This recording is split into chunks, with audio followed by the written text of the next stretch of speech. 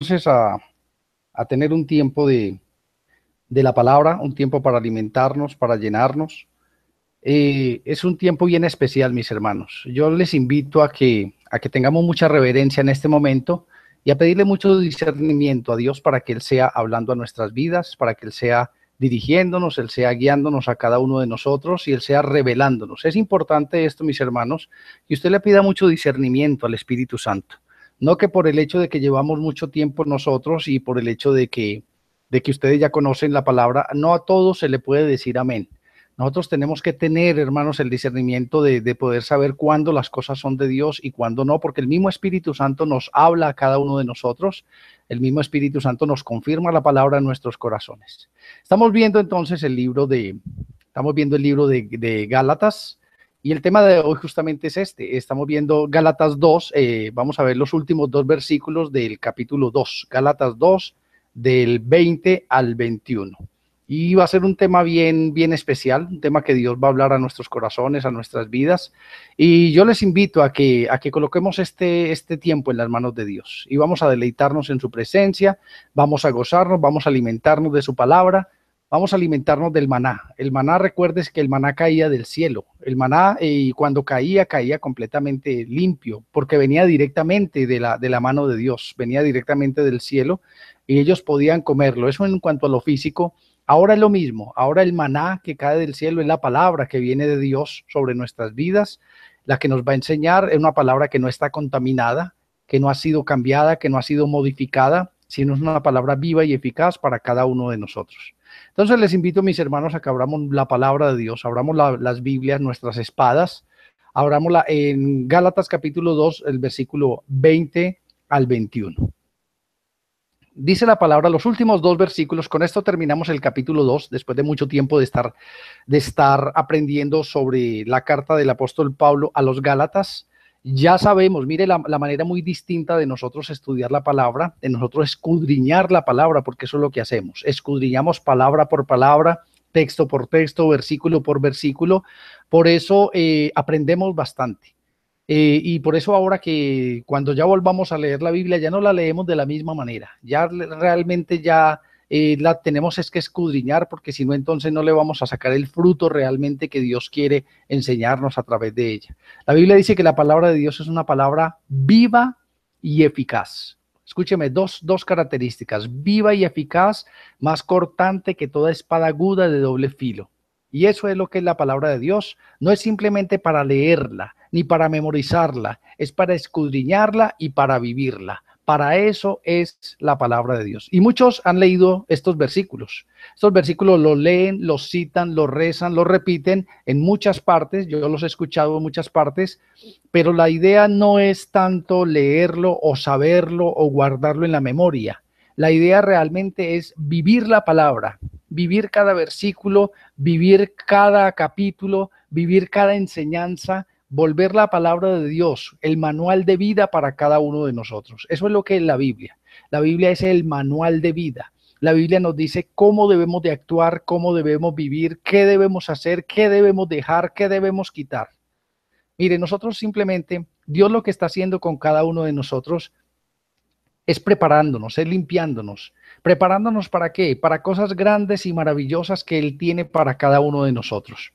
La salvación no es solamente usted no irse para el infierno, la salvación no es solamente usted no condenarse, no. La salvación implica muchas cosas que dice la palabra de Dios.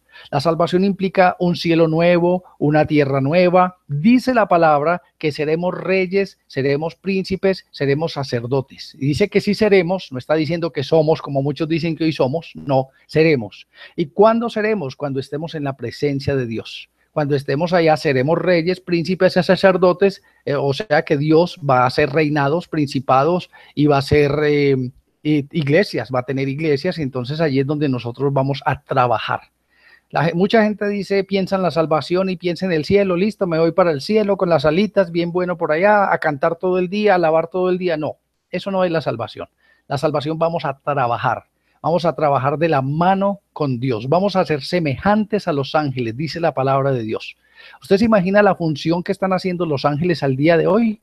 están cuidando, están guardando, están los hijos de Dios, están trayendo, están llevando, están subiendo al cielo, volviendo, haciendo toda la obra que Dios está haciendo en este mundo, haciendo todo el plan y el propósito. Justamente así mismo como ellos están trabajando hoy, usted sabe que hay ángeles que cantan y hay otros ángeles que pelean, hay otros ángeles que luchan, hay otros ángeles mensajeros, hay cantidad, hay diversidad de actividades que se van a desarrollar en el reino de los cielos y justamente nosotros también vamos a ser partícipes de todo lo que las cosas nuevas que Dios va a hacer.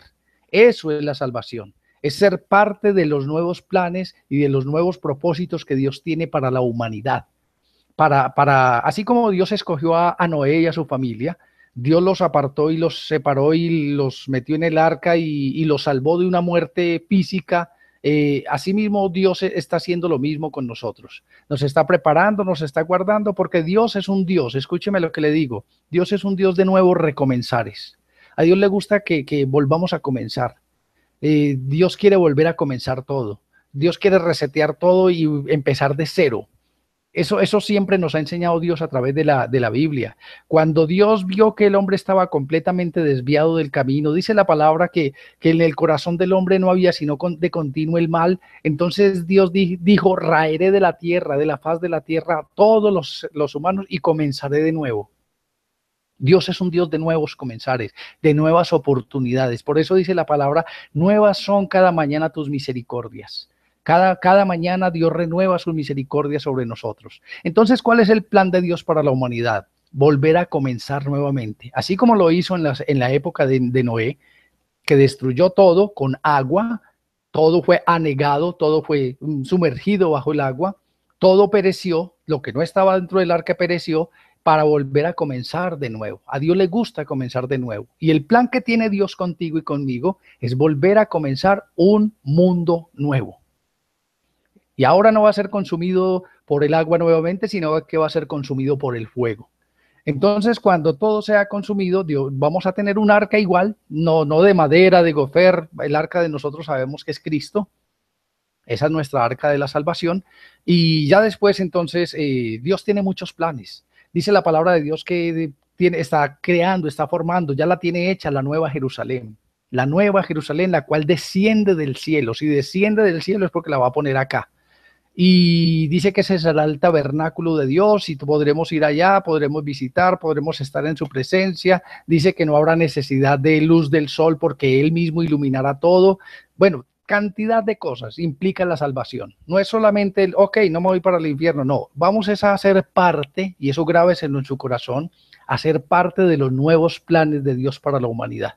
A ser parte del cielo nuevo, a ser parte de la tierra nueva, que Dios va a recomenzar nuevamente, que Dios va a instituir, pero entonces ya no vamos a tener las mismas dolencias que tenemos acá, no vamos a tener los mismos dolores, la misma tristeza. Lean la Biblia habla muy claramente de qué es lo que Dios nos está ofreciendo a cada uno de nosotros para que alcancemos, para que tengamos nuestro cupo asegurado allí en el reino de los cielos. Y eso es lo que nosotros estamos trabajando, por eso es que nos estamos esforzando. Por eso fue que los apóstoles se esforzaron y dieron hasta su propia vida. El apóstol Pablo decía, es que para mí el morir es ganancia. Para mí el vivir es Cristo, perfecto. Si vivo, vivo para Cristo. Y si muero, pues también para Él muero, porque yo ya sé las cosas realmente que Dios me está ofreciendo a mí. Las cosas que no son perecederas. No van a ser como aquí en este mundo, en esta tierra, con esta carne, con las debilidades que tenemos. Con todas las flaquezas que nosotros tenemos. Dice la palabra también que nuestro cuerpo será transfigurado, nuestro cuerpo será cambiado y seremos semejantes a los ángeles. Entonces hay muchas cosas nuevas que vamos a hacer, pero lo principal que implica la salvación, lo principal, grábeselo en su mente, es que podemos estar en la presencia misma de Dios. Eso es lo principal de todo. La segunda muerte, ¿sabe qué es la segunda muerte? No van a tener parte con Dios en sus nuevos planes y en sus nuevos proyectos, todos aquellos que sufran la segunda muerte. Y esa es la tristeza, por eso dice la palabra, allí será el lloro y el crujir de dientes. Entonces, ¿qué estamos haciendo nosotros? Nosotros nos estamos asegurando un lugar allí, en el reino de los cielos, con los planes de Dios, con los propósitos nuevos de Dios. No le puedo colocar a la Biblia porque la Biblia no lo permite. Yo no sé qué va a ser Dios, yo no sé si va a ser un mundo nuevo, no sé, no le puedo poner a la palabra. Lo único que sí le puedo decir es lo que está escrito en la Biblia, que Dios tiene para cada uno de nosotros y que Dios nos está prometiendo. Pero para eso, para llegar allá, tenemos que vivir acá. Tenemos que vivir y cómo tenemos que vivir. Eso es lo que nos enseña la Biblia. Cómo tenemos que vivir, cómo tenemos que hacer para poder llegar a ese lugar. ¿Cuáles son las cosas que debemos de hacer para poder estar allá con Dios? Para que algún día, yo sé que para nosotros van 2000 años y para nosotros como seres humanos que tenemos una vida tan corta, una longevidad solamente de 70, 80 años, es demasiado tiempo. Pero para Dios no es mucho tiempo. Dice la palabra que para Dios un día son como 1000 años y 1000 años como un día. Entonces, ¿sabes qué ha pasado? Han pasado 2 días para Dios solamente. Para Él, que no está sujeto al tiempo, que no está sujeto al espacio, que no está limitado absolutamente por nada. Para Él no ha pasado mucho tiempo. Para Él solamente han pasado 2 días. Entonces no te afanes porque el tiempo de Dios no es nuestro tiempo. Y Dios sabe cuándo se cumple. Dios sabe si son 3 días o 4 días para Él, no sé. Pero entonces nosotros lo que tenemos que hacer es en este tiempo que nosotros estamos vivos en esta tierra, tratar de hacer lo mejor posible, de agradar a Dios, tratar de obedecerle lo más posible. ¿Por qué digo lo más posible? Porque yo soy muy realista, mis hermanos. Estamos en la carne y tenemos debilidades y nos enojamos y hacemos muchas cosas, pero estamos al menos tratando de hacer la diferencia, de marcar la diferencia con las demás personas. Y eso lo ve Dios en el corazón de cada uno de nosotros. Yo soy un fiel creyente de la palabra de Dios, por eso la predico, por eso la enseño y por eso trato de vivirla al máximo. Y hoy vamos a ver uno de los puntos, uno de los requisitos álgidos, uno de los principales requisitos que una persona debe tener para poder realmente demostrarle a Dios que sí somos dignos de estar en su presencia. Dice la palabra en Gálatas 2:20, con Cristo, escúcheme, con Cristo, eso lo decía el apóstol Pablo con una convicción plena, y eso es lo que Dios quiere que cada uno de nosotros aprendamos, que tengamos convicción plena de esto. Dice, con Cristo estoy juntamente crucificado, y ya no vivo yo, mas vive Cristo en mí. Y lo que ahora vivo en la carne, lo vivo en la fe del Hijo de Dios, el cual me amó y se entregó a sí mismo por mí. No desecho la gracia de Dios, pues si por la ley fuese la justicia, entonces por demás murió Cristo. Así lo lee la gente, pero nosotros vamos a escudriñarlo y vamos a meternos de lleno a ver qué es lo que Dios quiere enseñarnos a nosotros en esta noche. Y vuelvo y les digo que es uno de los requisitos fundamentales para, para nosotros poder demostrarle a Dios. Él ya sabe y él ya conoce quiénes son los suyos. Simplemente es más como para demostrarnos a nosotros mismos realmente de que somos hijos de Dios, de que somos predestinados, de que somos llamados, de que somos parte de su obra. Dice, con Cristo. ¿Con quién? Con Cristo estoy juntamente crucificado. La pregunta que yo le hago a muchas personas es la siguiente. ¿Realmente nosotros hemos crucificado nuestra vida delante de Dios? Vamos a aprender mucho sobre la crucifixión. Hoy vamos a aprender mucho qué es eso, qué es crucificarnos. El apóstol Pablo decía, es que si por mí fuera esta carne que yo tengo, así lo dice el apóstol Pablo, dice, miserable de mí, ¿quién me librará de este cuerpo de muerte? Así lo dice directamente, porque él sabía que mientras nosotros estemos en la carne, vamos a estar tentados, vamos a estar llenos de problemas, vamos a estar llenos de dudas, vamos a estar llenos de cosas. Entonces él sabía realmente, pero también entendemos de que todo es en el tiempo de Dios. Dios nos dio un tiempo estipulado a nosotros para el que nosotros nacimos y el día en que nosotros morimos, ya Dios lo tiene predestinado. Ya Dios también sabe cuál es el día, cuál es la hora, cuál es la fecha. Entonces simplemente es esperar hasta el día porque Él nos dio la vida y Él es el único que tiene el poder y la facultad de quitárnoslas. Por eso nosotros debemos de esperar pacientemente y correr esta carrera. Dice, con Cristo estoy juntamente crucificado con Cristo. ¿Pero qué es crucificado? Mire, la crucifixión era algo muy horrible, era algo muy impresionante, era algo que daba miedo realmente. una persona que era reo, que era preso y que era digno de muerte, la muerte más dura, la más fuerte, era la crucifixión. Había muertes más sencillas, como la decapitación, por ejemplo. En ese tiempo existían muchas clases de matar a las personas. O había otra que era quemarlos vivos. Eso sucedía bastante, inclusive los mismos cristianos los utilizaban como antorchas en la noche, los llenaban de brea por todo lado y los encendían y duraban toda la noche quemándose. Hay muchas clases de muertes, pero la muerte más dura es la de la crucifixión. ¿Por qué es dura esta muerte? Porque esta muerte implicaba mucha vergüenza, implicaba dolor, implicaba tiempo, porque no morían inmediatamente. Una persona en una cruz podía durar 4, 5, 6, 7 horas sufriendo. Morían de muchas cosas, no solamente morían por desangrarse, sino morían de muchas cosas por la causa de la crucifixión.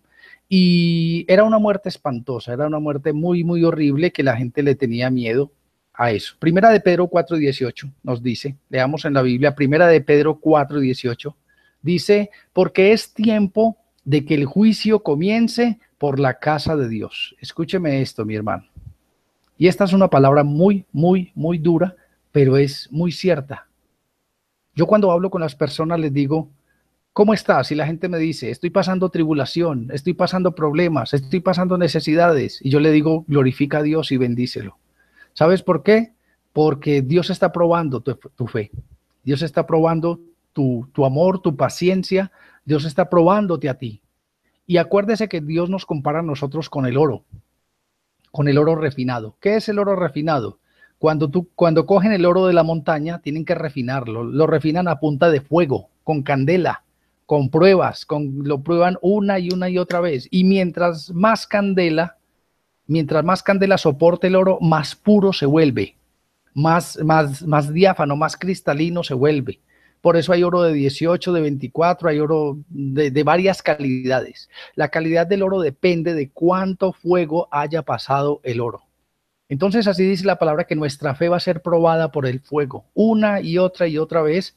¿Por qué? Porque dice la palabra que la obra de cada uno va a ser la obra de cada uno va a ser probada por el fuego. Y la que es hojarasca, la que es simplemente hierba, la que no es fina, la que no es buena, simplemente se quema y se desbarata.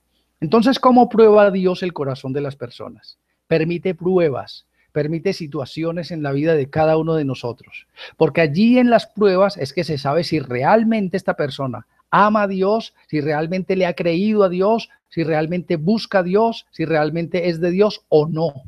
Allí es donde realmente se sabe. No cuando estamos en las buenas, sino cuando estamos allí en medio de la tribulación, en medio de todas estas cosas. Entonces, como Dios sabe que está pronto para enviar a su Hijo para este mundo, ¿qué va a hacer con cada uno de nosotros? Nos va a probar por fuego, va a pasar nuestra fe, nos va a probar una y otra vez. Esto no es para meterle miedo absolutamente a nadie. Usted no tiene que tener miedo a las tribulaciones y a las pruebas. ¿Sabe por qué no? Porque Dios no permite pruebas que nosotros no podamos soportar. Él sabe hasta dónde. Él sabe hasta dónde usted aguanta, hasta dónde usted soporta. Él no va a colocar pruebas que lo vayan a usted a quemar. Él le va a colocar pruebas simplemente y va a permitir él sabe hasta dónde permite en tu vida las pruebas. ¿Para qué? Para que tu fe se vuelva como el oro puro, como el oro refinado, cada día más y más. Ustedes mismos me lo pueden decir. Todos nosotros hemos pasado por pruebas, hemos pasado por desiertos. Y después de que terminamos los desiertos y las pruebas, entonces ya aprendemos algo más. Nos fortalecemos un poquito más. Y ahora estamos más firmes, y ahora estamos más cimentados, y ahora sabemos que Dios es el que pelea por nosotros, el que lucha por nosotros. Y ahora sabemos realmente que Dios es un Dios vivo y un Dios eficaz que está de nuestro lado.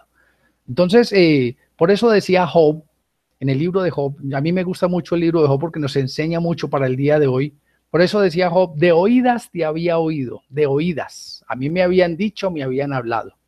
Cuando yo tenía riquezas, cuando yo tenía vacas, cuando yo tenía camellos, cuando yo tenía 7 hijos, cuando yo tenía de todo, de oídas te había oído. Y yo te buscaba según lo que los hombres decían.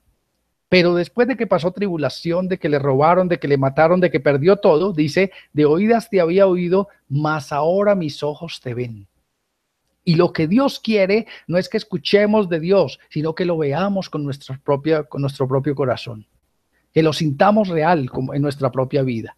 Y eso es lo que Dios quiere con cada uno de nosotros. Entonces, ¿dónde comienza el juicio? Escúcheme, y esta palabra es dura. ¿Dónde comienza el juicio? El juicio comienza en la casa de Dios. El juicio no comienza por los pecadores. El juicio no comienza por los alcohólicos, ni por los bebedores, ni por los fornicarios. El juicio comienza en la casa de Dios. Y Dios ya lo está comenzando con cada uno de nosotros. ¿Por qué comienza? No es que nos va a juzgar ni nos va a condenar. Está es probando los corazones para realmente que cada uno se defina quién es delante de Dios. El juicio comienza por nosotros. Entonces, cuando Dios permite adversidades y cosas en la vida de una persona, simplemente está probando el corazón, está diciendo, bueno, miremos a ver si lo que habla va de acorde con lo que hace, con lo que vive realmente. Porque mucha gente dice, sí, Señor, como decía Pedro, yo te sigo y yo voy contigo a las que sea y a la hora que quiere, y mejor dicho, y no, mentiras.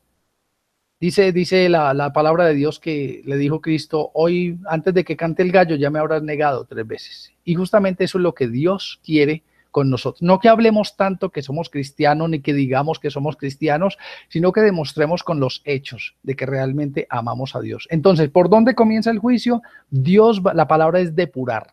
Dios está depurando su iglesia. La está apartando las cabritas de las ovejas, está apartando el trigo de la cizaña, está apartando los que son de los que no son. Eso es lo que está haciendo Dios en este momento. Por eso Dios permite la apostasía. Por eso Dios permite que se juegue tanto con las cosas de Dios en este momento. Porque mira, puede haber una iglesia de 100, 200 miembros. Y si los 200 miembros están metidos en apostasía, en todas estas cosas que ellos están haciendo, hay alguna persona, una o dos personas de estas 100 o 200 personas que dicen, pero es que esto no le agrada a Dios, pero ¿por qué están haciendo esto? Pero entonces es Dios mismo el que empieza a inquietarlo. Por eso dice la palabra que el juicio comienza es por la casa. Y eso es lo que está haciendo Dios, comienza por la casa. Entonces Dios está sacando de muchos lugares, está sacando de muchas partes a los que Él tiene predestinados, a los que Él tiene llamados, a los que les duele en el corazón, escúcheme, les duele en el corazón que se juegue con las cosas de Dios. Les duele en el corazón realmente que no se tenga a Dios como lo primero en la vida de cada persona. Les duele en el corazón que conviertan el evangelio en un negocio. Les duele en el corazón realmente estas cosas, mis hermanos. Y eso es lo que Dios está haciendo, está depurando a cada uno de nosotros. Ahora ellos dicen, vea, pero usted está buscando de Dios y mire cómo le está yendo y mire su situación. Tranquilo, no te preocupes. Ya hemos visto que todo está bajo la mano de Dios. Todo está bajo el control perfecto de Dios. Dios sabe por qué permite cada cosa en nuestras vidas. Y así como sucedió con los discípulos de Cristo, ¿usted sabe cuál fue el fin de cada uno de ellos? Ellos no tuvieron ningún fin bueno y eran los verdaderos apóstoles, los originales apóstoles, los apóstoles que Cristo mismo nombró. A ellos no les fue absolutamente nada bien en la vida. En la vida ellos tuvieron dolores, tuvieron persecuciones, tuvieron cárceles, tuvieron azotes, tuvieron enfermedades, tuvieron de todo. Pero como ya estaban fortalecidos en la fe, ellos ya sabían que esto simplemente era temporal, que simplemente era por un lapso de tiempo corto, pero ellos sabían que la gloria que venía para ellos no se comparaba con cualquier sufrimiento, con cualquier cosa que pudiésemos vivir acá. Por eso el apóstol Pablo es muy enfático en esto y por eso tuvo que decirle a Pedro, tú lo que estás haciendo no está bien hecho. No está bien hecho lo que estás haciendo. Tú estuviste con Cristo, tú comiste con Él, tú estuviste con Él 3 años y medio y aún ni siquiera has aprendido a ser firme en la palabra, porque le tienes miedo a los religiosos, porque le tienes miedo a los judíos. Entonces, todo esto viene de un contexto que nosotros venimos estudiando. Y dice la palabra primera de Pedro 4:18, porque es tiempo de que el juicio comience primero por la casa de Dios. Si comienza por nosotros primero, ¿cuál será el fin de los que no obedecen el evangelio de Dios? ¿Tú te imaginas eso, mi hermano? ¿Tú te imaginas eso? Si el juicio comienza primero por la casa de Dios, entonces ¿cuál será cuál será el fin de aquellos que ni siquiera quieren buscar de Dios? de aquellos que lo buscan según su propia acomodo o su propio amaño. Y mire, dice el 18, y si el justo con dificultad se salva, el justo con dificultad se salva, aquel que te diga que el evangelio, que seguir el evangelio es fácil, dile mentiroso, porque seguir el evangelio no es fácil, mis hermanos. No es fácil uno negarse, no es fácil no participar de tantas cosas que a la vista agradan al hombre. No es fácil abstenerse de una cosa y de la otra, sabiendo que el mundo te la está ofreciendo a cada instante, a cada minuto te la ofrece y te la pone en la mano y te la regala y te la obsequia. No es fácil, mis hermanos, ser cristiano. No es fácil abstenerse de tantas cosas que nos ofrecen. La vida cristiana no es fácil. Por eso aquí lo dice. Y si el justo con dificultad se salva, ¿qué será del impío y del pecador? Si el justo con dificultad, porque es difícil, mis hermanos, sostenerse en la palabra de Dios. Es difícil. ¿Tú te imaginas cuánta gente seguía a Cristo? A Cristo lo seguía mucha gente lo seguía. Pero apenas Cristo comenzaba a demandar, porque él empezaba a demandar. ¿Y qué era lo que demandaba Cristo? Compromiso. Demandaba santidad, demandaba reverencia, demandaba respeto, demandaba deidad, que le alabaran a él, que le glorificaran a él, que le exaltaran a él. La gente decía, no, no, no, hasta aquí llegamos con este, porque ya empezó a exigirnos, ya empezó a hablarnos cosas que no nos gustan a nosotros. Yo me voy más bien para donde los fariseos, que ellos sí me dicen lo que yo quiero escuchar. Entonces, si el justo con dificultad se salva, ¿qué será del impío y del pecador? ¿Por qué estoy hablando de esto, mis hermanos? Porque mire lo que dice el versículo 20. Versículo dice, con Cristo estoy juntamente crucificado. A nadie le gustaría ser crucificado. A nadie le gusta que lo crucificaran. Y yo te voy a decir algo, a tu carne, a tu viejo hombre, no le gusta que tú la crucifiques. No le gusta ni poquito. Y a lo que Pablo está diciendo y se está refiriendo aquí con este versículo, es que no, yo no voy a montarme en una cruz y entonces también que me crucifiquen allá. Es crucificar al viejo hombre, es crucificar la carne, es crucificar todo aquello que representaba mi hombre antiguo, el hombre viciado de pecado, el hombre de mal que moraba en mí. A eso se refiere. Por eso, aunque Pablo no estaba crucificado aún físicamente, pero él mantenía su carne crucificada. Mira, una persona que está crucificada no puede hacer absolutamente nada. Una persona crucificada tiene las manos atadas, tiene los pies atados, no puede hacer absolutamente nada. Y eso es lo que Dios quiere con cada uno de nosotros, que tú le digas a tu carne, que tú le digas a tu viejo hombre, tú estás crucificada, tú no puedes hacer nada, tú no puedes moverte, tú no puedes actuar, tú estás debilitada, tú estás desangrándote, tú estás muriendo cada día. Eso es lo que significa esto. Eso es lo que el apóstol Pablo está diciendo. Con Cristo, el viejo hombre que está en mí, allá está clavado en la cruz. Y nada puede hacer. Y no se puede mover. Y no puede seguir actuando. Y no me puede seguir dirigiendo. Y no me puede seguir mandando. Y no me puede seguir ordenando lo que tengo y lo que no tengo que hacer. Porque con Cristo estoy juntamente crucificado. Vamos a ver algo sobre la crucifixión, mis hermanos.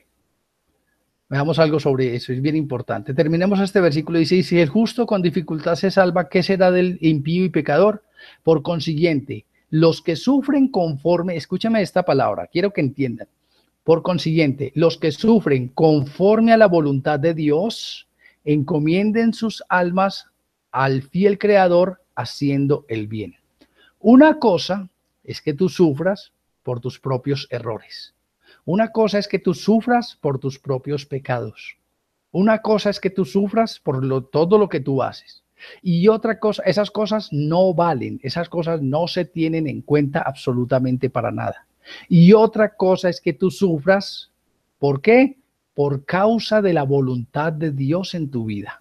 Son cosas muy distintas, muy diferentes. Hay gente que dice, ay, yo estoy pasando esto, entonces se lo voy a ofrecer al Señor. Eso no le sirve a Dios para nada. ¿Sabes por qué? Porque Dios no tenía plan ni propósito con eso. Simplemente son consecuencias de tus actos, de tus hechos. Una persona que va y contrata a una prostituta y se va con ella y se le pega una enfermedad venérea bien tremenda, ¿qué tuvo Dios que ver ahí en ese sentido? No tuvo que ver absolutamente nada.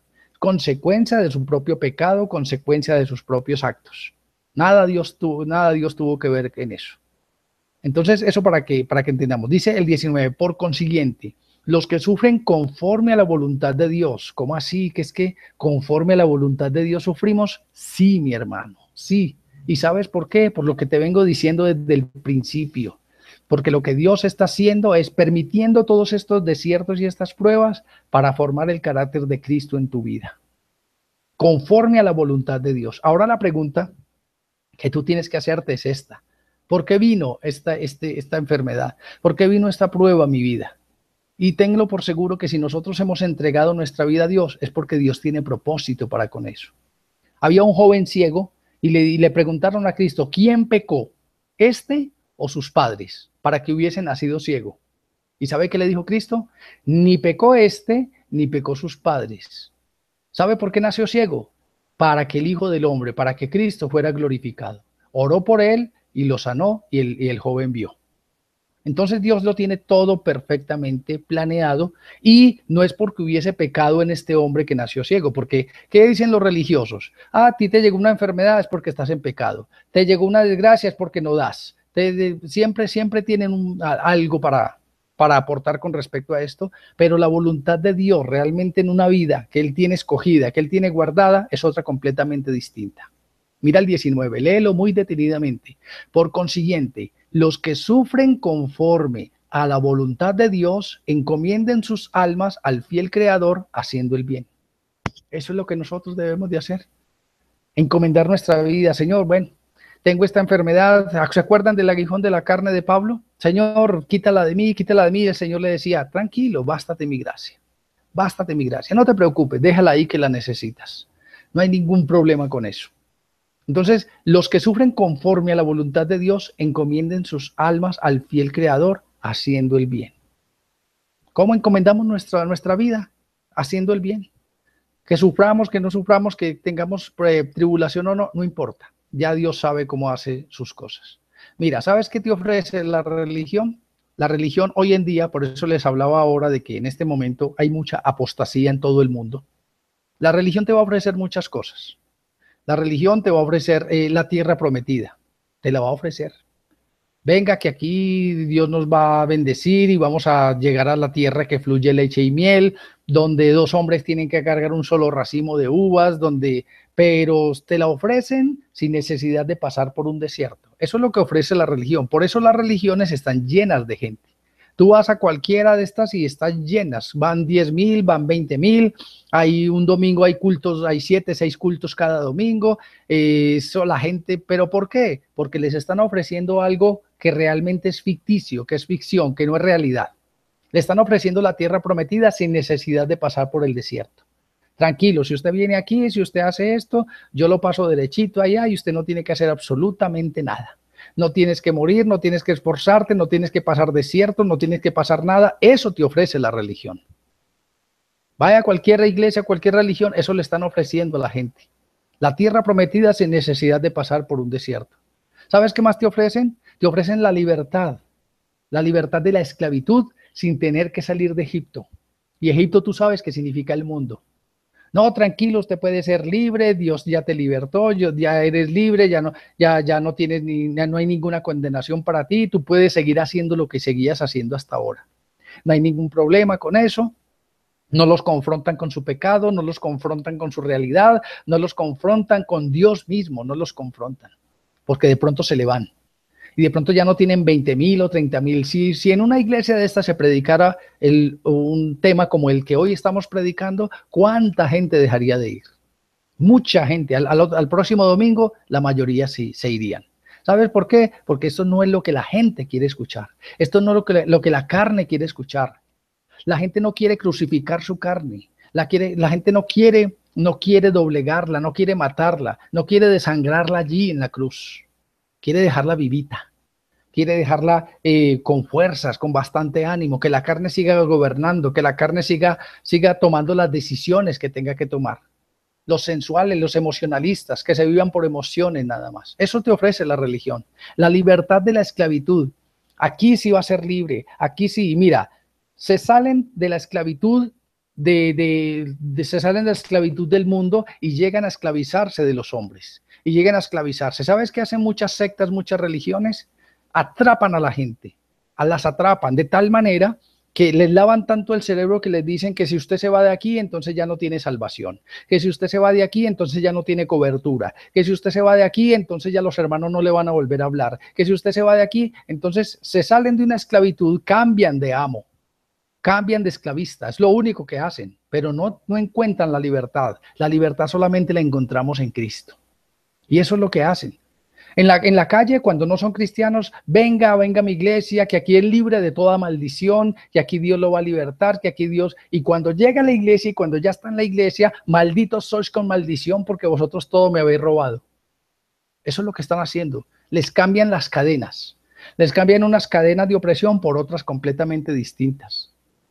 Por eso dice la palabra, si el Hijo os libertare, seréis verdaderamente libres. No quieren crucificar la carne. Quieren dejar la carne viva, quieren dejar la carne fortalecida.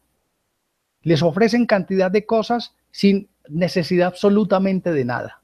Por eso este versículo, el 20 y el 21 de Gálatas 2, dice, con Cristo estoy juntamente crucificado. La pregunta es, ¿tú y yo estamos crucificados ya?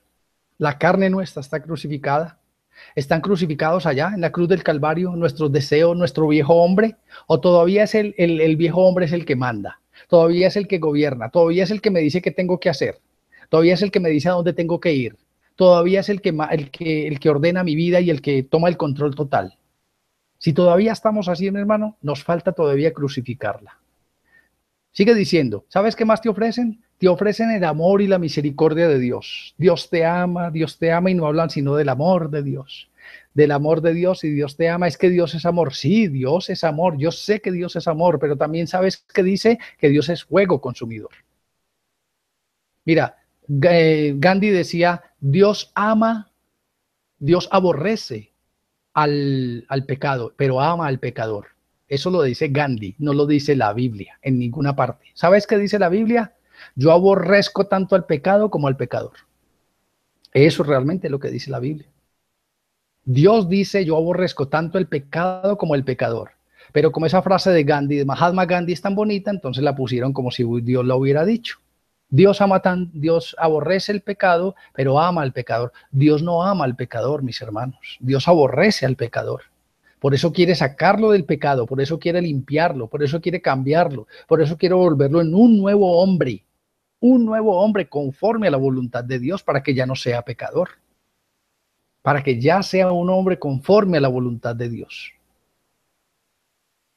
Entonces eso los ofrecen, ofrecen amar al prójimo y velar, dice el amor y la misericordia de Dios sin tener la necesidad de amar al prójimo y velar por sus necesidades. Eso les ofrecen, sabiendo que para yo poder realmente recibir el amor de Dios, dice la palabra, amémonos los unos a los otros como Cristo nos amó. Con el amor de Dios, dice, velando los unos por los otros, estando pendientes los unos de los otros. Eso es lo que se ha perdido hoy en la iglesia, mis hermanos. Se ha perdido realmente la hermandad, la comunidad, el verdadero amor, el amor ágape, el incondicional, el servirnos los unos a los otros, el ayudarnos los unos a los otros. Ahora todo se centraliza en una persona. El pastor, el apóstol, el profeta. En ese se centraliza todo. ¿Y las demás personas? ¿Qué importa si tienen hambre o no tienen hambre? ¿Qué importa si tienen que vestir o no vestir? Allá se centraliza todo. ¿Y por qué? Porque hay que mantener el edificio, sabiendo que la palabra de Dios dice que Dios no habita en templos hechos por manos de hombres. Y gastan miles y miles de dólares en mantener el edificio y los edificios que somos nosotros, los templos del Dios vivo que somos nosotros, pasando necesidades, pasando problemas y pasando adversidades. Mira cómo tergiversan realmente la iglesia de Cristo. Mira cómo se ha cambiado todo esto. ¿Sabes qué también te ofrecen? Un cristianismo sin cruz. Yo le he dicho a muchas personas, para que tú puedas llegar al reino de los cielos, primero tienes que morir. Y para morir tienes que tomar tu cruz. 3 cosas pide Dios de nosotros, se los he enseñado. El que quiera, Vuelvo y repita, el que quiera porque es voluntario. El que quiera venir en pos de mí, tres cosas debe hacer. Primero, niéguese a sí mismo. Segundo, tome su cruz. Y tercero, sígame. Las tres cosas que nosotros debemos de hacer. Y la gente dice, sí, yo soy seguidor, yo sigo a Cristo, pero no me gusta eso de la cruz y eso de cargarla y eso de, no me gusta eso, pero sí me gusta seguir a Cristo. Pero para yo, Cristo mismo lo dijo, el que quiera venir en pos de mí, tiene que seguir estos tres pasos, uno detrás del otro, no saltárselos. El que quiera venir en pos de mí, niéguese a sí mismo, tome su cruz y sígame. Entonces, ¿qué ofrecen hoy? Un cristianismo sin cruz. Ya Cristo pagó, ya Cristo hizo, ya entonces, mira, los sufrimientos y las penalidades no te van a dar salvación. Eso que te quede claro, claro en tu corazón. Los desiertos a ti no te van a dar salvación.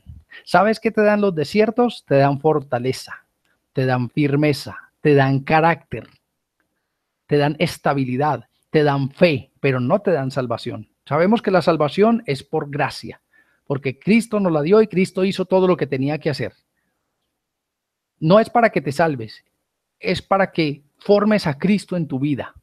Por eso Dios las permite, para que formes a Cristo en tu vida y en tu corazón, para que tú seas semejante a Cristo. Es lo que Dios quiere con cada uno de nosotros. Esa gente que dice que yo hago un sacrificio y que me doy de rodillas y que me flagelo, eso no sirve para nada, mis hermanos. Eso no te da salvación absolutamente para nada. Las pruebas que sirven en la vida de cada uno de nosotros, la acabamos de leer, son las que Dios permite. Son las que Dios permite en cada una de nuestras vidas para fortalecernos, no las que yo busco. No las que yo mismo me autoflagelo, me autocastigo, no son esas. Esas pruebas no sirven absolutamente para nada, porque ya el sacrificio fue hecho en la cruz del Calvario, ya no necesitamos más sacrificios. El sacrificio real, el verdadero, el único, el que sirve, ya Cristo lo hizo y con eso para mí es más que suficiente. Pero para la gente no es suficiente. La gente dice, no, Cristo no sufrió lo suficiente. Entonces yo tengo que seguir sufriendo también para poder ganarme la salvación. Cristo no tuvo suficiente dolor, entonces yo tengo que flagelarme también para sentir, para que también el dolor me ayude a llegar allá. Eso no te sirve para nada, mi hermano. Para nada sirven esos sacrificios. El único sacrificio verdadero es el que Cristo hizo. Y las únicas pruebas reales que te sirven, y no para salvación, vuelvo y lo repito, sino para fortalecerte, para hacerte crecer, para madurarte en la fe, para pulirte, para forjar, para sacar lo puro que hay en ti, el oro refinado que hay en ti. Para eso son las pruebas y las adversidades que Dios permite en nuestras vidas. Por eso dice el apóstol Pablo, qué bueno que se encuentren en sumo gozo cuando estén pasando diferentes adversidades. Qué bueno. ¿Por qué? Porque es Dios tratando con tu vida, porque es Dios moldeándote, porque es Dios formándote, justamente por eso, pero las que vienen de Dios. Como decía al principio, si tú haces algo y tienes consecuencias de eso, eso no te sirve para nada delante de Dios. No te sirve para nada, mi hermano. Entonces, ¿qué ofrecen hoy? Un cristianismo sin cruz. Un cristianismo, no, tranquilo. Entonces tú te saliste del mundo, tú te saliste de Egipto e inmediatamente te voy a trasladar a la tierra prometida. ¿Sabe para qué Dios los tuvo 40 años en el desierto? Para matarlos. Dios tenía que matarlos. Dios tenía que matar a ese viejo hombre. Dios tenía que matar sus costumbres paganas. Dios tenía que matar su pensamiento de Egipto, de esclavitud. Dios tenía que quitarle todas las costumbres del mundo, por eso los tuvo 40 años en el desierto. Y la gente les ofrece hoy cristianismo sin cruz. Tranquilo, venga aquí y Dios le va a prosperar y Dios le va a dar y Dios le va a multiplicar. No tiene que hacer absolutamente nada. Entonces, ¿cómo está el carácter de una persona que no ha pasado ninguna tribulación, ningún desierto, ninguna prueba de parte de Dios? ¿Sabe cómo está ese carácter? Está intacto. Tal y como estaba en el mundo, así el carácter está hoy. Y van a cada 8 días a la iglesia. Y allá tú los ves. Y los ves allá orando y los ves con una Biblia, pero el carácter sigue siendo el carácter del viejo hombre. No se ha formado el carácter de Cristo en esta persona. No hay nada de Cristo en él. Sigue siendo el mismo malgeniado, sigue siendo el mismo temperamental, sigue siendo el mismo emocionalista, sigue siendo la misma persona. ¿Por qué? Porque como no hubo cruz, no hay cruz en ese traslado de una parte a la otra, no hay desiertos, entonces el carácter sigue intacto. Es el mismo viejo hombre, pero ahora con una Biblia en la mano. Es el mismo viejo hombre, pero ahora asiste a un edificio distinto. Antes se asistía a uno, ahora asiste a otro edificio distinto, pero es el mismo hombre. No ha cambiado absolutamente en nada. La gente no le ve cambio de nada. La gente no le ve absolutamente nada. Es la misma oscuridad y tinieblas que cualquier otra persona. Por eso digo que esta palabra no emociona a nadie, pero es una realidad que yo quiero enseñarte. Es una realidad que yo quiero hablarte. Porque hay de mí si yo no hablo. Hay de mí si Dios me enseña algo y yo no se los comparto. Yo tengo que hablarle, mis hermanos. Y mientras Dios me permita enseñar, yo lo voy a hacer tal y como Dios lo dice en su palabra.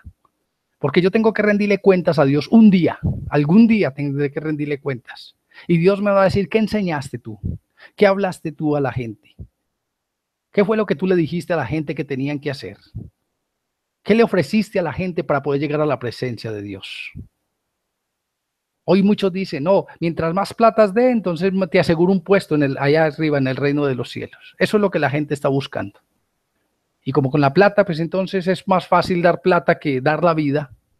Entonces la gente más bien da plata. ¿Qué más ofrecen? La santidad sin tener que renunciar a los propios deseos ni intereses. Eso es lo que ofrecen. Tranquilo, usted es santo, santo de Dios, usted es un varón de Dios.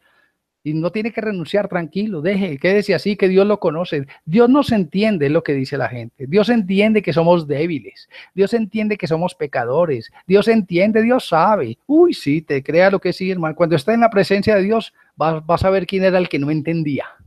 ¿Quién era el que no entendía cómo es que nosotros debíamos vivir? Ahora, la santidad no depende de nosotros tampoco. La santidad depende que Dios nos guía hacia la santidad. Él mismo coloca en nuestro corazón tanto el querer como el hacer, el dejar las cosas que a Él no le agradan. No es porque tengamos mucha fuerza de voluntad. Por eso dice la palabra que para que andemos en caminos, en obras que Dios ya tenía preparadas desde antes de la fundación del mundo. Nosotros estamos andando, es por la misericordia de Dios, es por la gracia de Dios, es porque Dios nos cogió de la mano y no nos quiere soltar. Pero si Él nos suelta, inmediatamente nosotros nos devolvemos y nos vamos por un camino distinto. Esa es la naturaleza del hombre, pecar. Esa es la naturaleza de cada uno de nosotros. Nosotros, si no fuera Dios que nos aferra de su mano, ya estuviéramos quién sabe andando por dónde. Ya quién sabe a qué iglesia por allá estuviéramos yendo o asistiendo. Pero es Dios el que nos sostiene. No es porque nosotros seamos muy buenos. Es porque Dios tiene plan y propósito con nosotros. Y Él preparó las obras para que nosotros anduviéramos por ella. Eso ofrece hoy la santidad sin tener que renunciar a los propios deseos o a los intereses. Tranquilo, no te preocupes. Dios sabe que tú eres débil. Dios sabe que tú, sí, Dios sí sabe, claro que sí.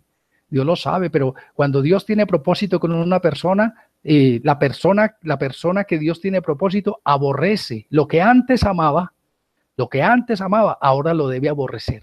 Porque si tiene el carácter de Cristo, si Dios está formando el carácter de Cristo en esa vida, entonces lo que antes amaba, ahora tiene que aborrecerlo.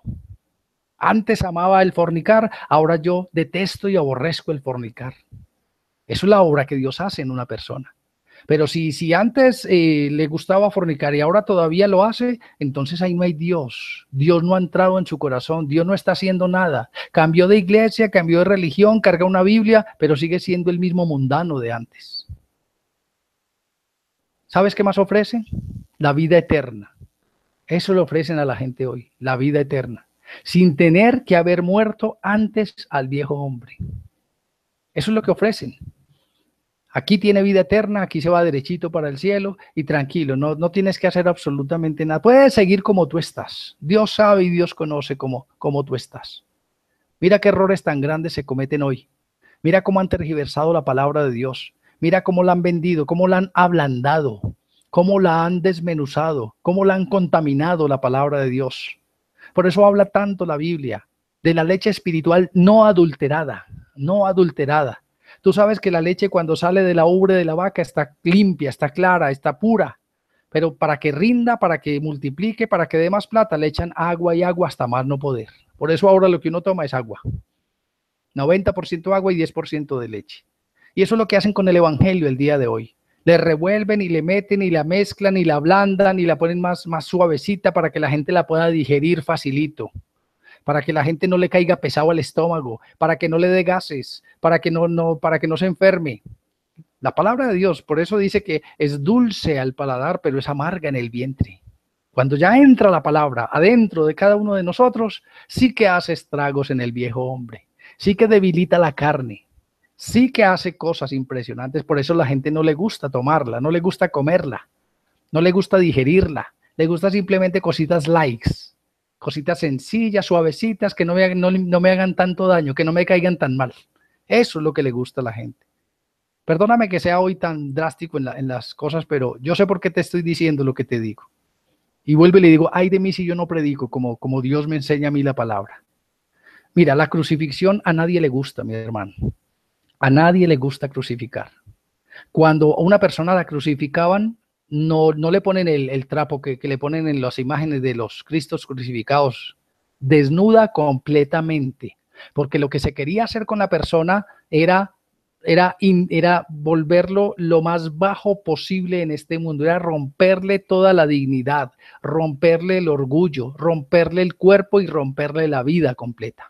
Para que fuera ejemplo y testimonio a todos aquellos, para que la gente se abstuviera de cometer los mismos delitos y pecados, por lo cual esta persona estuvo allí crucificada. Entonces la gente decía, no, es que si de pronto hago esto, entonces también. ¿Y sabes qué quería hacer el enemigo con Cristo? Quería mostrarlo públicamente allí en la cruz desnudo, porque estaba desnudo. Quería mostrarlo públicamente para que nadie se convirtiera al cristianismo, para que la gente le diera miedo, para que la gente, no, es que si yo me vuelvo cristiano, entonces también me pasa lo que le pasó a Cristo. Si yo me vuelvo así, entonces más bien no me vuelvo así, me quedo así como estoy y así estoy bien, no hay ningún problema. Eso es lo que ellos querían. Mira, te voy a dar unos datos sobre la crucifixión. Dice, no sé si alcancen a ver, dice, esta forma de ejecución fue ampliamente utilizada en Roma antigua. La crucifixión no la inventaron los judíos. Tenga eso claro. La crucifixión no la inventaron. Como ustedes saben que en ese tiempo Israel estaba bajo el asedio de Roma, que era la potencia mundial. Roma había llegado a Israel, habían tomado como esclavos y ellos vivían allí como un dominio, bajo el dominio de Roma, del Imperio Romano. Entonces ellos trajeron toda su cultura que hacían desde hacía muchos años. Cristo no fue el primero que crucificaron, cada año crucificaban, cada año, durante 33 años Cristo vio crucifixiones cada año, las veía ahí. Cristo no fue el primero que fue crucificado, ya mucha gente fue crucificada, cada año lo hacían y cada año soltaban un preso, por eso soltaron a Barrabás, eso era cultura de allá, hacer eso. Pero crucifixiones existían hacía mucho tiempo. Dice, fue ampliamente utilizada en la Roma antigua y en culturas vecinas del Mediterráneo. Métodos similares fueron inventados por el Imperio Persa. La crucifixión fue utilizada por los romanos hasta el año 337. Escúchame. La crucifixión hasta el año 337 después de Cristo. Cristo murió y siguieron crucificando. No es que pararon, siguieron crucificando gente y cada vez crucificaban más. Todo aquel que estuviera en contra del Imperio Romano era crucificado. Todo aquel que hablara mal del César era crucificado. Eso pasaba. Hasta el año 337 la gente seguía siendo crucificada. Después que el cristianismo fue legalizado en el Imperio Romano, en el año 313, ahí fue donde nació el catolicismo romano, con Constantino, que fue el primer papa que hubo. A él se le apareció, él era el emperador romano, él era el emperador de Roma en el año 313, y él tenía su religión, que era la greco-romana, que adoraba a todos los dioses de Grecia y de Roma, y entonces tuvo un sueño, y en ese sueño vio una cruz en el cielo que le dijo, con esta cruz vencerás. Entonces eso no fue una señal de Dios, absolutamente para nada. Y él entonces dijo, hay una cruz, entonces acomodémoslo todo y entonces volvámonos todos cristianos. Ahí fue que nació en el año 313, nació el catolicismo romano. Dice, favoreciendo por el emperador Constantino, pero antes de que se convirtiera en la religión oficial del imperio, la crucifixión era usualmente utilizada para exponer a la víctima, óigame, para exponer a la víctima a una muerte particularmente lenta. Esta es la diferencia entre entre las otras clases de muertes y la muerte de cruz, que era una muerte lenta. La gente se iba desangrando poco a poco hasta que no le quedaba una sola gota de sangre en su cuerpo. La gente se iba desangrando, por eso le rompían las manos y le rompían los pies para que ellos se fueran desangrando. Es impresionante esta muerte. Dice, se utilizaba para disuadir a la gente de cometer crímenes parecidos y pública, utilizando todos los métodos necesarios para su reacción. Los métodos de la crucifixión variaban considerablemente con el lugar y el tiempo donde se efectuaban. La palabra griega y latina que corresponde a crucifixión se aplica a las formas diversas de ejecución dolorosa, desde empalar en una estaca, clavar o atar a un árbol o a un poste, hasta formas complejas de diversos travesaños y piezas. En algunos casos, antes de la crucifixión, los romanos acostumbraban a dar latigazos, flagelar al reo. Luego y durante el trayecto hasta el lugar de ejecución, el condenado era obligado a cargar un yugo de madera, un patibulum se llama, o una furca, sobre sus propios hombros, que posteriormente solía ser usado como travesaño de la cruz. El historiador romano Tácito documentó que la ciudad de Roma tenía un lugar específico para llevar a cabo las ejecuciones, un área especialmente destinada para estas crucifixiones situada afuera de la puerta del esquino. Las personas muchas veces eran atadas al patíbulo por medio de cuerdas para el uso, pero el uso de los clavos se documenta por varias fuentes, como en el caso del Flavio Josefo, donde sostiene que la gran revuelta judía en el año 70, ¿por qué destruyeron a Israel? ¿Por qué los romanos destruyeron a Israel 70 años después de Cristo? Porque hubo un hombre que se rebeló en contra del gobierno romano y asesinó el gobernador que había en esa época y asesinó casi todos los romanos que vivían ahí dentro de Jerusalén. Entonces llegó Roma, como era el imperio, mandó un ejército impresionante y destruyó absolutamente todo. Hasta el mismo templo que había construido, ellos mismos habían construido el segundo templo, el templo de Herodes, también fue destruido y se cumplió las palabras de Cristo, se cumplió las profecías que no quedaría piedra sobre piedra de ninguna cosa de estas. Estos simplemente son datos históricos, pero es muy bueno saberlos.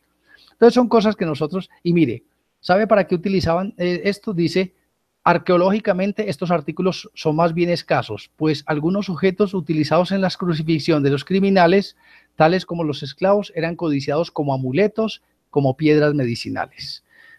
¿Qué están haciendo hoy con la cruz? Exactamente lo mismo. La cruz es un objeto, pueden leer tranquilamente en el tema, es bíblica la cruz, y muchos cristianos están tan cegados, tan errados, que ustedes las ven en los púlpitos, lo ven en los atrios y las ven por allá en muchas partes, sabiendo que no es algo que Dios mandó, ni es, antes es un instrumento de tortura, antes es un instrumento de muerte, y lo colocan como si fuera un símbolo, sabiendo que cuando Pablo habla de la cruz de Cristo, no es el símbolo de la cruz, sino la obra redentora que Cristo hizo en la cruz por cada uno de nosotros. A eso se refiere Pablo.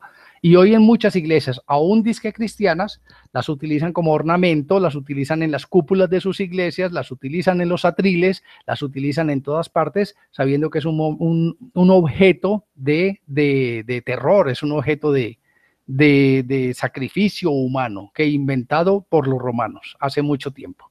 Bueno, entonces, ¿por qué les estoy enseñando esto de la cruz? Porque a nadie le gusta la cruz, porque a nadie le gustaría ser crucificado, porque a nadie le gusta crucificar su carne. A nadie le gustaría crucificar a su carne. ¿Por qué? Porque es dolorosa. Mira, a la carne, a tu carne, estoy hablando de tu carne, no le gusta que tú la crucifiques, porque es una muerte lenta, es una muerte dolorosa, es una muerte que avergüenza. Por eso la carne se resiste cada vez que tú quieres matarla, cada vez que tú quieres debilitarla, la carne se resiste. La carne se resiste y llama a otras personas de la carne para que la motiven, para que la alienten, para que estén con ella, para que la fortalezcan otra vez. Y eso es lo que Dios quiere con nosotros. Por eso vuelvo y le repito el versículo 20. Con Cristo estoy, ¿qué? Juntamente crucificado. Con Cristo estoy juntamente crucificado. Por eso les expliqué todo lo de la crucifixión. Eso es lo que Dios quiere con nuestra carne, que la crucifiquemos. Y a nadie le gusta la cruz, mis hermanos. A nadie le gusta la cruz. A la carne no le gusta la cruz, no le gusta pagar el precio justamente por eso. Y eso es lo que Dios quiere con cada uno de nosotros, hermano, que crucifiquemos, que con Cristo estemos juntamente crucificados. La pregunta que yo te hago es la siguiente: ¿ya crucificaste tu carne? ¿O todavía está suelta? ¿Todavía está libre? ¿Todavía está fortalecida? ¿Todavía hace lo que le da la gana? ¿Todavía es la que manda? ¿Todavía es la que reina? Por eso te digo que este tema puede cambiar muchas vidas. Y es lo que nos enseñan en muchas partes. Tienes que crucificar la carne. Algún día podamos decir, con Cristo ya estoy crucificado. Ya no es lo que la carne diga. Ya no es lo que el hombre viejo diga. Ya es lo que Dios diga. Mira, ¿sabes que Cristo mismo hubiese querido? Cristo mismo hubiese querido evitar la cruz. Pero mira la respuesta tan sabia, tan hermosa, tan bella que Él nos da. Mateo 26:38 dice: entonces Yeshua le dijo, mi alma está muy triste hasta la muerte. Quedaos aquí y velad conmigo. Yendo un poco adelante, se postró sobre su rostro, orando y diciendo, Padre mío, si es posible, pasa de mí esta copa, pero no sea como yo quiero, sino como tú. Él sabía lo que le esperaba. Él sabía. Y sabes que el dolor más grande de Cristo no era ser clavado, ser flagelado, ser escupido, ser abofeteado, sino sabes cuál era el dolor más grande. ¿Sabes por qué Cristo estaba tan angustiado? Porque era la primera vez en la historia que Cristo se iba a separar del Padre. Porque tenía tanto pecado, tantos pecados encima, tenía el pecado tuyo y mío encima de él. Y estaba tan desfigurado completamente y tan lleno de muerte y tan lleno de pecado. Por eso en la cruz le dijo, Padre, ¿por qué me has abandonado? Ese era el dolor de Cristo. No era tanto el dolor de los clavos y de eso, no. Era separarse por un tiempo del Padre, lo que nunca antes había hecho. Entonces, mire, a un Cristo en su humanidad, porque él fue hombre, en su humanidad dijo, Señor, si es posible que yo no crucifique esta carne, si es posible que yo no tenga que pasar todo esto, pero mire lo bonito, dice, pero no sea como yo quiero, sino como tú. Mire, eso es la enseñanza más hermosa que Cristo nos puede dejar. No sea como yo quiero, que no se haga mi voluntad, que no sea lo que yo quiero, que no sea vivir tranquilo, cómodo, sin dolor, sin angustia, sin tener que pagar un precio, sin tener nada. No, que no sea mi voluntad. Por eso cada vez que tú estés pasando por cruces, cada vez que estés pasando, dile, Señor, que no sea mi voluntad, sino la tuya. Hágase tu voluntad. Si es posible, Señor, que yo no tenga este dolor, si es posible que yo no tenga esta enfermedad, si es posible, sí, Señor, si es posible, pero si tú ves que yo la necesito, si tú ves que eso me va a fortalecer, si tú ves que eso me va a glorificar, como le decía Cristo, si tú ves que eso me va a llevar a tu presencia, entonces hágase tu voluntad, Señor. Que lo que sea, que venga, no importa, porque yo sé que la gloria venidera es mucho más grande que la postrera. Espero que estés entendiendo esto, mi hermano, porque esto puede realmente cambiar tu vida cuando lo entiendas realmente en tu corazón. Si es posible, pasa de mí esta copa, pero no sea como yo quiero.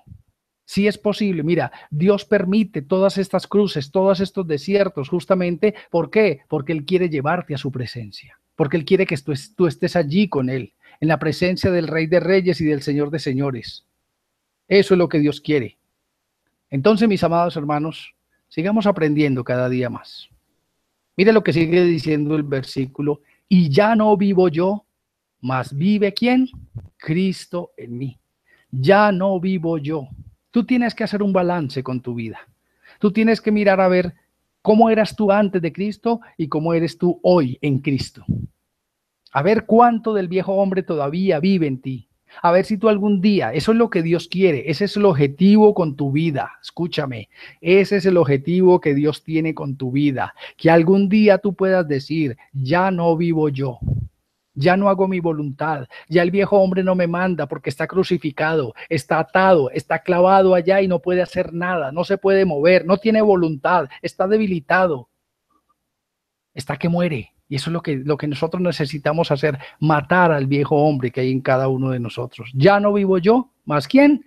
Más ahora vive Cristo en mí. Qué bueno que el apóstol Pablo nos haya enseñado esto. Esta es la meta de todo cristiano. Este es el objetivo de todo cristiano. Aquí es donde nosotros debemos proyectarnos algún día. A decirle algún día, Señor, es que ya no se hace mi voluntad, ya se hace la tuya. Ahora vi quién vive, vive Cristo en mí. ahora vive Cristo en mí. Y dice, y lo que ahora vivo en la carne, el tiempo que me falte por vivir en esta carne, ya no lo vivo en la carne. Lo vivo en la fe del Hijo de Dios, el cual me amó y se entregó a sí mismo por mí. Lo que ahora vivo en la carne, lo vivo en la fe del Hijo de Dios. Yo sé que tengo que vivir en este cuerpo, yo sé que todavía tengo que esperar hasta que Dios me llame, y mientras estoy viviendo en este cuerpo, entonces ya no vivo según la carne, sino vivo bajo la fe. Ya vivo en la creencia de Dios, ya vivo por las obras de Dios en nuestras vidas. Mira qué tremendo esto, mis hermanos. Y eso es lo que Dios quiere enseñarnos en esta noche. Qué bueno que tú te pongas esa meta en tu vida. Ponte tú esa meta en tu vida.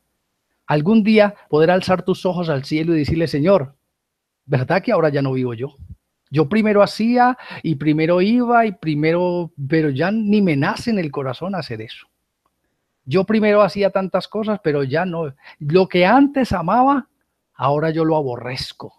Ahora yo detesto todo lo que antes hacía. Ahora le tengo fastidio. Si antes fumaba, ahora no me soporto ni siquiera que fumen al lado mío. Si antes bebía, ahora no quiero ni siquiera ver borracho. Ahora aborrezco. ¿Por qué? Porque ya no vivo yo. Porque el viejo hombre está crucificado. Porque ahora ¿quién? Vive Cristo en mí.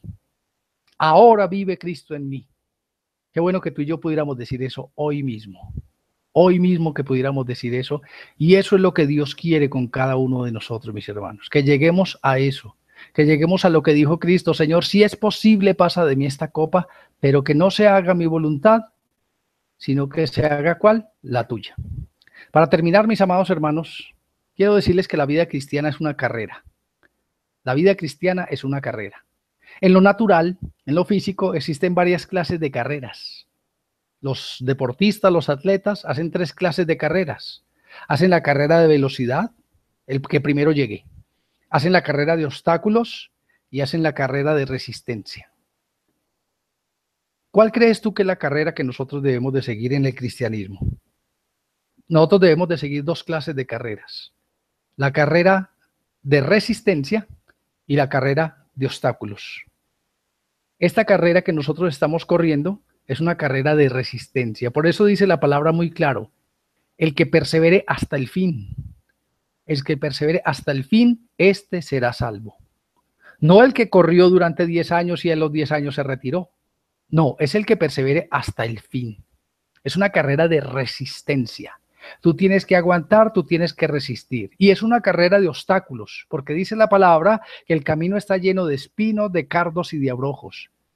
Cuando un corredor va en una carrera de obstáculos, le ponen vallas, le ponen cosas para que aminore la velocidad, para que no siga andando, para que se caiga, para que no continúe.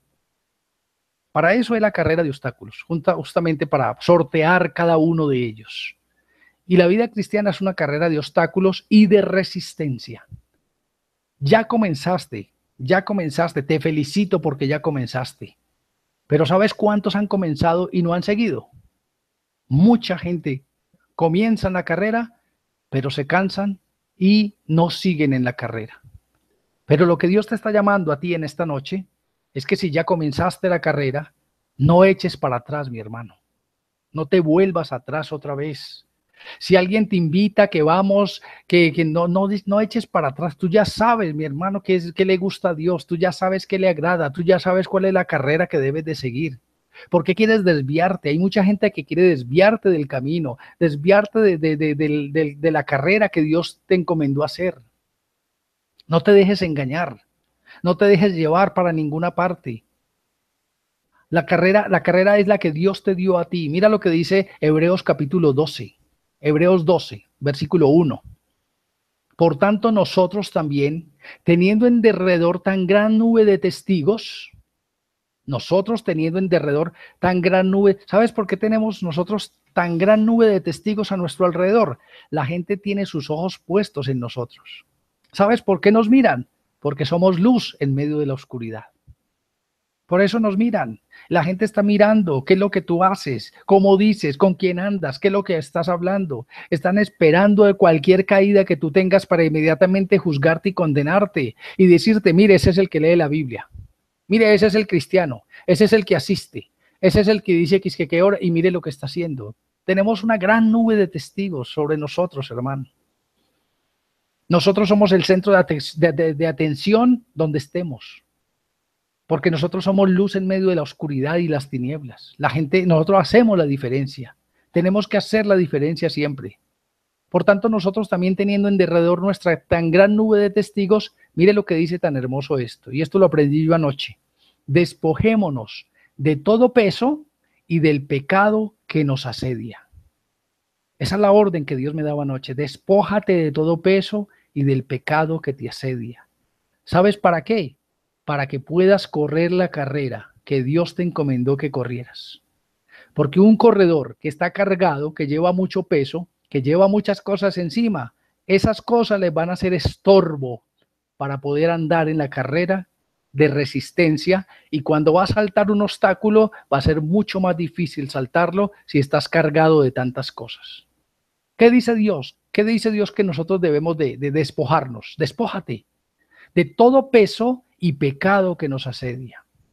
Despójate de todo peso, mi hermano. Descansa en Dios. Confía en Dios. No te eches cargas encima que tú no necesitas llevar. No te eches responsabilidades encima que tú no necesitas llevar.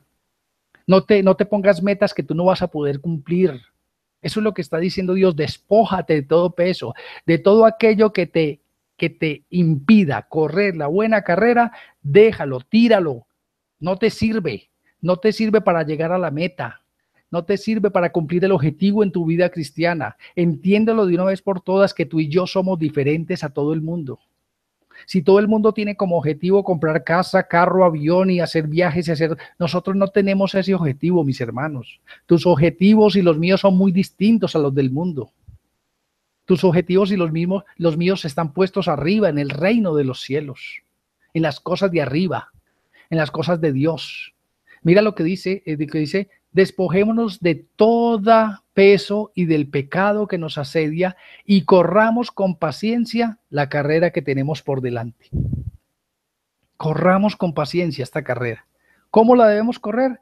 Con paciencia. Por eso le digo que es una carrera de resistencia. Aquí no es el que primero llegue. Aquí es el que logre llegar. Aquí es el que se sostenga. Aquí es el que se afirme realmente en la palabra. Aquí es el que realmente esté cimentado en la roca que es Cristo. No es necesario correr, mis hermanos. Por eso nosotros no necesitamos correr en aprender la Biblia, ni tener cargos, ni nada de eso. Nosotros estamos tranquilos estudiando la palabra de Dios, sin afán absolutamente de nada. Pueden pasar 5 años, 10 años, y si Dios lo permite, hasta que el último de ustedes se quiera conectar, yo le voy a enseñar la palabra. Téngalo por seguro que sí. Depende es primeramente de ustedes y depende también de Dios. Entonces dice, despojémonos. Mira, no te eches cargas en tu vida. No te eches más cargas. Dios quiere que andes livianito, que andes tranquilo. No, es que tengo 6 casas y tengo cuatro carros y entonces tengo que estar pendiente y tengo que estar... No, despójate, hermano.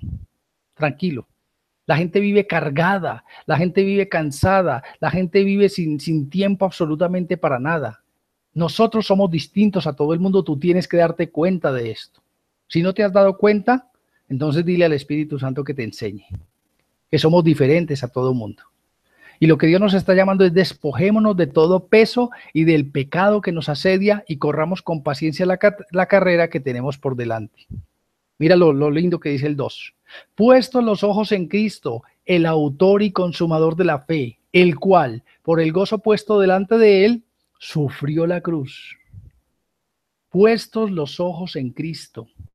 No pongas tus ojos en nadie, no pongas tus ojos en nada, despójate de todo peso, pon tus ojos en Cristo. No pongas tus esperanzas en ningún hombre ni en ninguna mujer, no pongas tus esperanzas en una institución, no pongas tus esperanzas y tus sueños en nadie.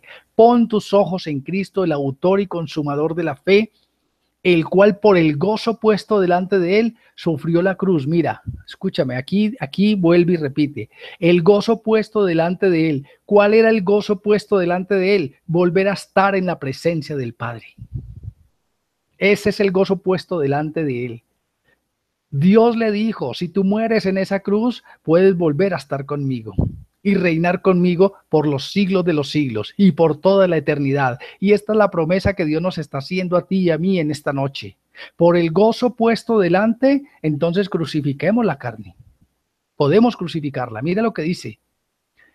el cual por el gozo puesto delante de él sufrió la cruz, menospreciando el oprobio, y se sentó a la diestra del trono de Dios. ¿Ya ves cómo es la promesa que Dios te está haciendo a ti en esta noche? ¿Ya ves lo que Dios está poniendo delante de ti?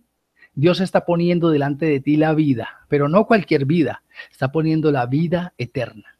Por lo cual, si tienes que pasar la cruz, entonces tómala con gozo, tranquilo, no te preocupes porque la estás viviendo.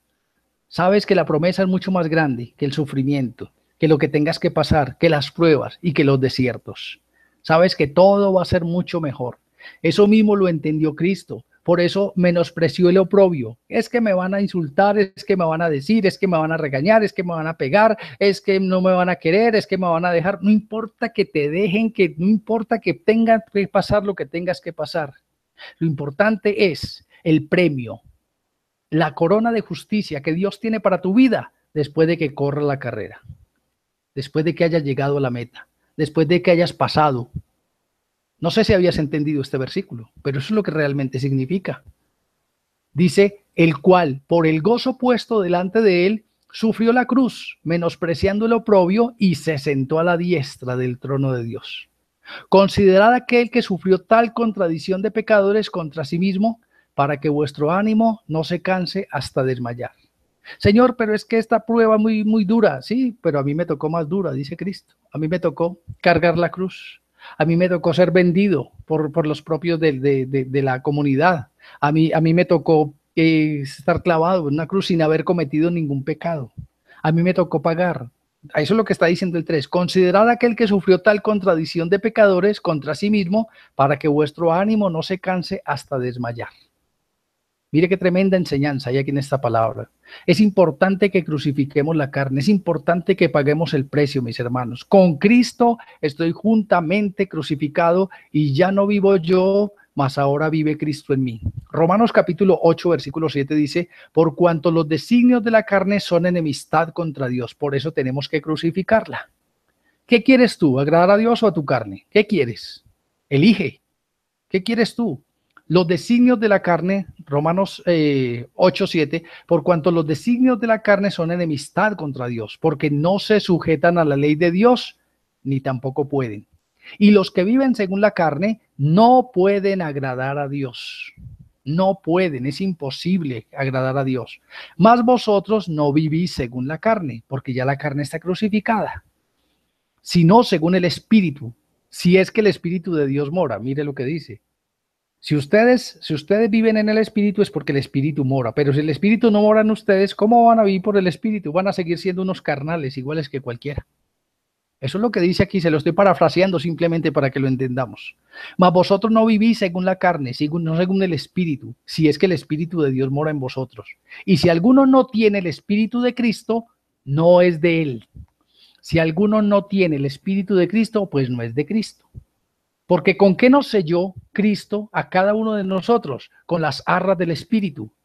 Cuando recibimos a Cristo, recibimos el Espíritu de Cristo en nosotros, en cada uno de nosotros. Eso es tremendo.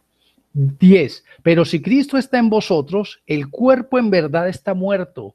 El cuerpo y la carne y los deseos de la carne están crucificados completamente a causa del pecado, mas el Espíritu vive a causa de la justicia. Estos versículos se compaginan perfectamente, mis hermanos. Estos versículos completos, por eso le digo yo que la Biblia se sustenta a ella misma. Nosotros no tenemos que interpretar absolutamente nada. Dice el versículo 11, y si el espíritu de aquel que levantó de los muertos a Cristo mora en vosotros, el que levantó de los muertos a Cristo vivificará también vuestros cuerpos mortales por su espíritu que mora en vosotros. Así que, hermanos, deudores somos, no a la carne, para que vivamos conforme a la carne, porque si vivís conforme a la carne, moriréis. Mas si por el Espíritu, escúcheme, esto es importante, mas si por el Espíritu hacéis morir las obras de la carne, viviréis. Las obras de la carne no se hacen, escúcheme para que aprenda. Las obras de la carne no se matan a través de las mismas obras de la carne. Las obras de la carne se matan a través de las obras del Espíritu. ¿Sí me hago entender, mis hermanos? No, que es que yo voy a ayunar 40 días y 40 noches para dejar este pecado. Así no es, mi hermano. No es con las obras de la carne. Es con las obras del Espíritu, es con la oración, es con la fuerza, es con el poder de Dios que nosotros podemos vencer todas las cosas. Porque si vivís conforme a la carne, moriréis. Mas si por el Espíritu hacéis morir las obras de la carne, viviréis. Los que son guiados por el Espíritu de Dios, estos son hijos de Dios. No todo mundo es hijo de Dios. Solamente los que son guiados por el Espíritu, los que no son guiados por la carne. Hazte una pregunta a ti mismo. Tú mismo hazte la pregunta. ¿Yo estoy siendo guiado por el Espíritu de Dios o todavía me guía la carne? Es una pregunta fuerte, pero tienes que hacértela, mi hermano. Hebreos capítulo 10 dice, advertencia al que peca deliberadamente. Porque si pecáramos voluntariamente después de haber recibido el conocimiento de la verdad, ya no queda más sacrificio por el pecado. Mira, el que peca deliberadamente, ¿sabes qué? Todavía no le ha nacido la luz de Cristo. ¿Qué es pecar deliberadamente? Es sabiendo que es malo, vuelve y lo hace. Es sabiendo que no le agrada a Dios, lo sigue haciendo. O sea que el pecado no le duele. O sea que no aborrece el pecado, sino que lo ama. ¿Y sabes por qué lo ama? Porque lo sigue haciendo. Mira lo que dice. Porque si pecáramos voluntariamente, ya no es porque, no es que es por ignorancia, es que yo no sabía que eso era malo. Ya no es por ignorancia, se peca voluntariamente. Porque si pecáramos voluntariamente, estos son personas que dicen ser cristianos porque conocen la palabra, conocen la verdad, pero no la obedecen. Después de haber recibido el conocimiento, eso es lo más tremendo. Por eso dice la Biblia que es mejor no haber conocido. Porque si pecáramos voluntariamente después de haber recibido el conocimiento de la verdad, ya no queda más sacrificios por el pecado, sino una horrenda expectación de juicio y de hervor de fuego que ha de devorar a los adversarios. Mire esto en cuanto a la ley. El que viola la ley de Moisés por el testimonio de 2 o 3 testigos, muere irremisiblemente. Eso decía la ley. ¿Cuánto mayor castigo pensáis que merece el que pisoteare al Hijo de Dios y tuviere por inmunda la sangre del pacto en la cual fue santificado e hiciera afrenta al Espíritu de gracia? ¿Sabes por qué te estoy leyendo este versículo? Porque el 21 dice, no desecho la gracia de Dios. El versículo Gálatas 2:21 dice, yo no desecho la gracia. ¿Sabes que hay mucha gente que desecha la gracia? ¿Sabes que hay mucha gente que le resta importancia a la gracia, a la obra redentora de Cristo? Hay mucha gente que la desecha. Hay mucha gente que no le da importancia a la gracia. No, pero es que ya Cristo hizo y ya Cristo nos salvó, entonces yo tengo que hacer más todavía, porque me parece que fue insuficiente lo que Cristo hizo en la cruz del Calvario, entonces yo tengo que hacer los ritos, entonces yo tengo que hacer las ceremonias, entonces yo tengo que hacer todo lo que hay que hacer, porque eso es desechar la gracia. Eso es decirle, Señor, no fue suficiente, no fue suficiente, yo tengo que hacer más. No fue suficiente realmente, yo tengo que hacer más. Por eso dice Pablo, no desecho la gracia de Dios, pues si por la ley fuese la justicia, entonces por demás murió Cristo. Entonces si vamos a volver otra vez a la ley, entonces ¿para qué murió Cristo en la cruz? Entonces fue vana la cruz de Cristo. Fue vana la obra de Cristo en la cruz. Cuando por mis obras o por las obras de la ley estoy buscando justificación ante Dios, ¿sabes qué estoy haciendo? Estoy ofendiendo a Dios. Estoy ofendiéndolo, ¿sabes por qué? Porque estoy haciendo vana la cruz de Cristo. Cuando alguien a ti te invite, vamos a hacer ritos, vamos a hacer esto. No, no, no, no. Ya Cristo murió por mí. Ya Cristo hizo el sacrificio. Ya Cristo, yo ya aprendí que eso no se debe hacer. No participe, mi hermano, porque eso es ofender a Dios. Por eso dice el 21, no desecho la gracia de Dios, pues si por la ley fuese la justicia, entonces por demás murió Cristo. Entonces, ¿para qué murió Cristo si yo tengo que seguir haciendo sacrificios y ritos? Sabiendo que el sacrificio ya lo hizo Cristo y es más que suficiente con el sacrificio de Cristo. Entonces, mi hermano, ¿para qué murió Cristo si yo tengo que seguir haciendo lo mismo? No es suficiente para ti, para mí es más que suficiente. Por eso dice Hebreos capítulo 10, dice, el que viola la ley de Moisés 28, por el testimonio de 2 o 3 testigos, muere irremisiblemente. Pero el 29 dice, ¿cuánto mayor castigo pensáis que merece el que pisoteare al Hijo de Dios y tuviere por inmunda la sangre del pacto en la cual fue santificada e hiciere afrenta al Espíritu de gracia? ¿Cuánto más, hermanos? Por eso la religión lo que está haciendo, en vez de acercar a la gente a Dios, lo que está haciendo es apartándola cada día más, con su cantidad de ritos, con su cantidad de cosas que están haciendo para tratar de agradar a Dios. La religión es el camino que el hombre inventa para llegar a Dios, pero sabemos que solamente hay un camino, solamente hay una verdad, solamente hay una vida que es Cristo y nadie más. Eso es lo que quería enseñarles el día de hoy, hermano. Estos dos versículos, yo sé, hermano, que son un poquito fuertes, pero esto nos definen realmente en cuanto a quiénes somos nosotros delante de Dios. ¿Cuál es la meta y el objetivo de cada uno de nosotros? Crucificar la carne. Con Cristo estoy, ¿qué? Juntamente crucificado, y ya no vivo yo, mas vive Cristo en mí. Eso es lo que cada uno de nosotros debe de hacer de ahora en adelante. Y les invito a que corramos la carrera. Les invito a que corramos la carrera de obstáculos y la carrera de resistencia. Le invito a que no se vaya a cansar en la carrera, sino que persevere. Los que perseveran hasta el fin en la carrera, estos serán salvos, mis hermanos. Espero que Dios haya hablado mucho a nuestras vidas. Espero que tomemos decisiones radicales en nuestras vidas. Espero que esto nos sirva primeramente para aplicarlo a cada una de nuestras vidas y después para enseñarlo a otras personas. Cuando tú veas a alguien que todavía está haciendo muchas cosas para tratar de agradar a Dios, dile que eso es pecado delante de Dios. Dile que eso es desechar la gracia. Dice que eso es menospreciar la sangre de Cristo, menospreciar la obra redentora. Dile, no, no quiero participar contigo de eso. Díselo tranquilamente porque tienes el respaldo de Dios. Sabemos que la salvación depende de Dios, no de ningún hombre, ningún rito, ninguna religión. Vamos a orar, mis hermanos. Padre, te alabamos y te bendecimos, Dios, en esta noche. Glorificamos tu santo y bendito nombre. A ti, Señor, te alabamos, te glorificamos y te exaltamos. Te bendecimos, oh Dios. Que tu Espíritu Santo, Señor, nos enseñe cada día. Que tu Espíritu Santo baje esta enseñanza. El Señor, dígale a Dios, dígale usted personalmente. Enséñame a crucificar la carne, Señor. Enséñame a crucificar, Señor, cada día más y más, porque sabemos el galardón, sabemos el premio que tenemos más adelante. Y así como Cristo no veía la cruz, no veía el sufrimiento, no veía el menosprecio, sino que veía el galardón, asimismo enséñanos a nosotros a ver mucho más allá de lo evidente, a ver el galardón, a ver el premio, Señor. No a mirar las pruebas, los desiertos, sino a mirar, Señor, el galardón. Y así como el galardón de Cristo era estar sentado a la diestra del Padre, nuestro galardón es estar allí a sus pies, delante de su presencia. Enséñanos, oh Dios, a crucificar la carne cada día. Padre, te alabamos, te bendecimos y te damos gracias en esta noche, en el nombre de Cristo, nuestro amado y suficiente Salvador. Amén y amén.